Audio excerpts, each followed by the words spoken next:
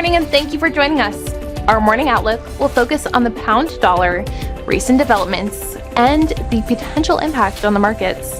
Let's hear from Greg in our trading room. The pound-dollar pair fell 0.4% in the last session. The MACD is giving a positive signal. The Bitcoin-dollar pair exploded 1.9% in the last session. The MACD is giving a negative signal. The last session saw the euro rise 0.3% against the dollar. The Williams indicator is giving a negative signal. The oil-dollar pair rose 1.5% in the last session, after gaining as much as 1.9% during the session.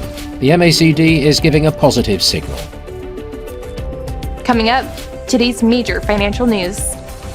Gold prices fell on Friday after bullion hit a more than 5-week high in the previous session, and as the US dollar gained. But prices were on track for a weekly rise on expectations of a Federal Reserve rate cut next week. A banner year for US stocks gets one of its last big tests with the coming week's Federal Reserve meeting, as investors await the central bank's guidance on interest rate cuts. The Nasdaq Composite Index reached 20,000 for the first time ever in the past week, another milestone for equities in a year during which the tech-heavy index has gained 32%, while the S&P 500 has risen by about 27%. Oil prices climbed about 2% on Friday to settle at a 3-week high, on expectations that additional sanctions on Russia and Iran could tighten supplies, and that lower interest rates in Europe and the US could boost fuel demand.